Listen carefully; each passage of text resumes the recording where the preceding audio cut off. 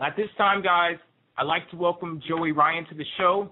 He's a well-traveled independent wrestler and one of the founders of the California-based wrestling promotion, Pro Wrestling Guerrilla. Thank you for joining us on the show today.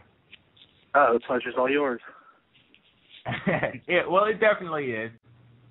As I mentioned before, you've competed for Ring of Honor. My first time seeing you in action was during your run with the promotion back in 2009. It was my first time ever seeing ROH live, and you immediately stood out from the pack with this larger-than-life persona, the flashiness, the arrogance, the self-described sleaziness, and to top it all off, the mustache. Now, if we were listening to Bruce Pritchard, you have the vibe of a 70s porn star. But how would you describe the inspiration of your persona? You know what? When you get into anything, really, but wrestling particularly, when you first get in, you feel like there's rules you have to follow, and you have to do certain things the right way, the quote-unquote right way.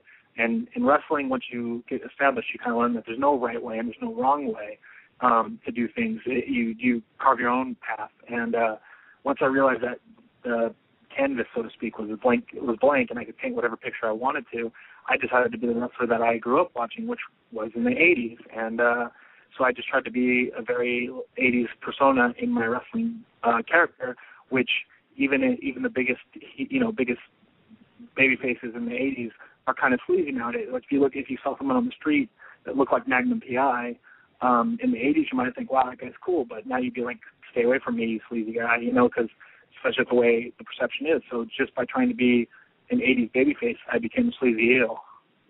You and Taz actually got into a pretty heated confrontation. When you got in his face and you said, you're not a suplex machine, you're a commentator, what was going through your head? Like, what did you expect to happen in that moment? I didn't know what was going to happen. I just knew that I couldn't stand there on national television and let myself get run down. I would regret it for the rest of my life if I didn't stand up for myself, my ability, my career. And like I said in the YouTube video I put out, I would rather have been choked out. I mean, Taz is a legit tough guy. He's a judo guy, and he knows all that stuff. And if he would have wanted to throw down, I would have fought. I wouldn't have gone down quietly. But if he was able to beat me up, we would have fought, and he would have beat me up. But I would much rather have that happen than sit there and just take it. Sit there and just put my head down and walk away. And he was pretty heated about it, from what I understand. He'd commentary to the match after the segment, but when he got backstage, he was looking for me, and I had a few friends back there, Kazarian and Sagan and Daniels, and they kind of were telling me just to chill out and not make a big deal. And I didn't talk to Taz. I guess they could talk to him and calm him down. I haven't seen Taz.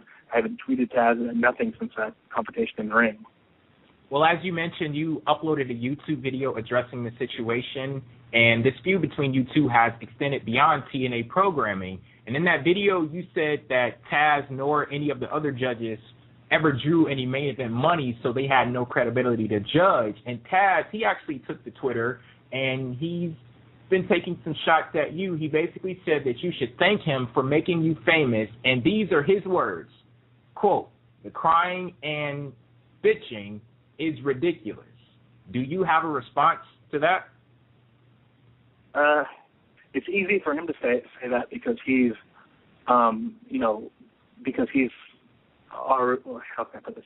He's already set with that company. Like for a guy like me on the independents, I have to cause an uproar because I feel like my side is the side of the people with the 87%. I feel like they expect, them being the company side, expect what they say goes, and that we just have to grin and bear it. And that's what the product they present is the product that we have to be happy with. And that I don't feel like that's right. And so, they can expect everybody. I'm just lucky that I have this platform and I have this following and I have this national spotlight now to where 12,000 people can get me views overnight, which is what the video was at this morning. Just I have that national platform where my voice can be heard. If you guys did it, nothing, I'm not saying that you guys aren't famous, but or if just a Joe Blow off the street did it, he wouldn't have that he wouldn't have that voice, that platform to say it from. And I just think that too many times that, too many times guys, even that have this opinion that are in that company, like there might be guys that feel the same way I do that are already contracted in that company, but they can't say anything because they're contracted in that company. Since I'm not contracted, I'm free to say whatever I want.